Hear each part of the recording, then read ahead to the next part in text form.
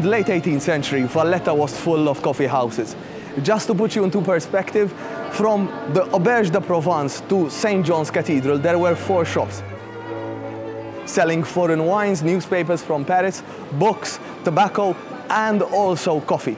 3 of these were registered with the relevant authorities as coffee houses.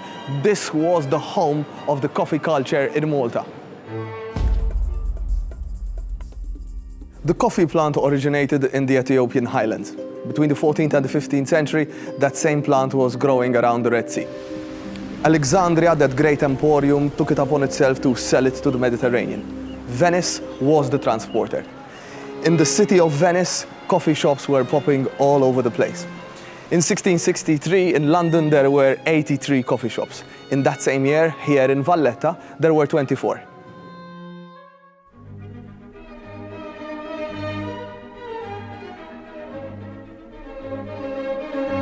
Our Valletta, however, claims its very own ode to this beverage.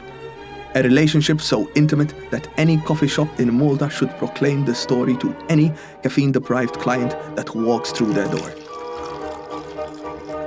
Domenico Magri, a Maltese priest in 1665, published what is possibly the oldest known scientific study about coffee in the world. Published in Rome, this small pamphlet talks about the virtues of coffee, whose author claims is a popular drink in his native land, already in the 17th century.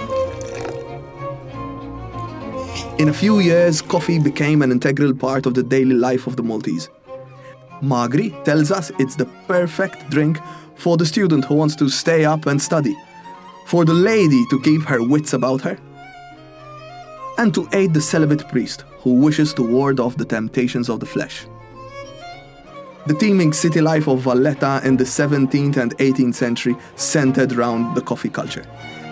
Many a lawyer, a notary, or anyone conducting business in the capital stopped for a quick brew to freshen the senses before starting off his daily rounds. What Magri does not tell us is that coffee shops lead to gossip and gossip leads to sedition. In the 1740s, the Basha of Rhodes was enslaved on our island. To get his own back, he decided to murder the Grand Master by poisoning his coffee. The servant who was supposed to do this got scared, and so the plan was changed, and it was decided to murder the Grand Master with a poisoned dagger. This plan was being talked about and discussed in a coffee shop close to the lower Baracca in Valletta. The owner, Antonio Cohen, got wind of this. He immediately went to the palace and told the Grand Master.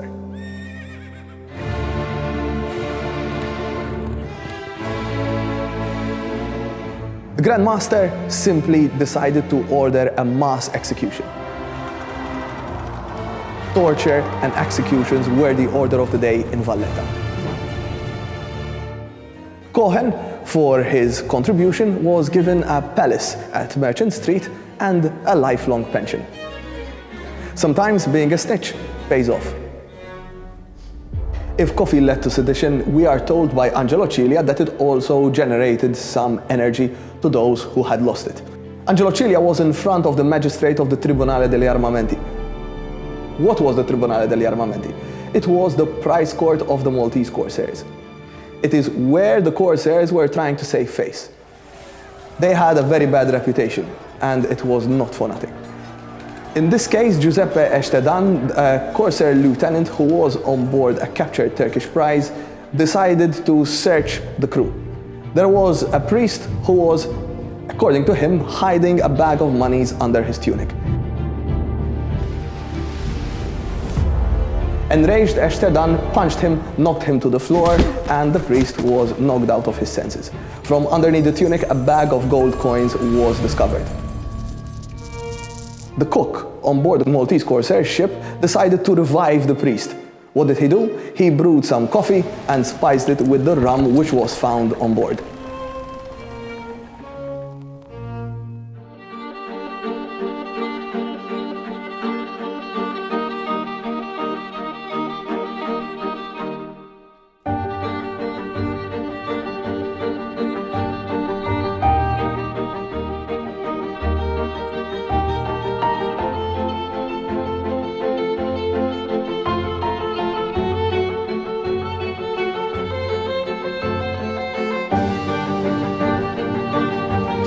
coffee culture in Malta is 400 years old. It deserves much better recognition. All the stories that we have told today lead us to two recipes. One by Domenico Magri. He simply says, boil the coffee, add some cloves, recite the creed in Latin, and add some sugar to taste. The other one revives the soul after you've been punched in the face by a Maltese corsair. Boil the coffee and add the rum.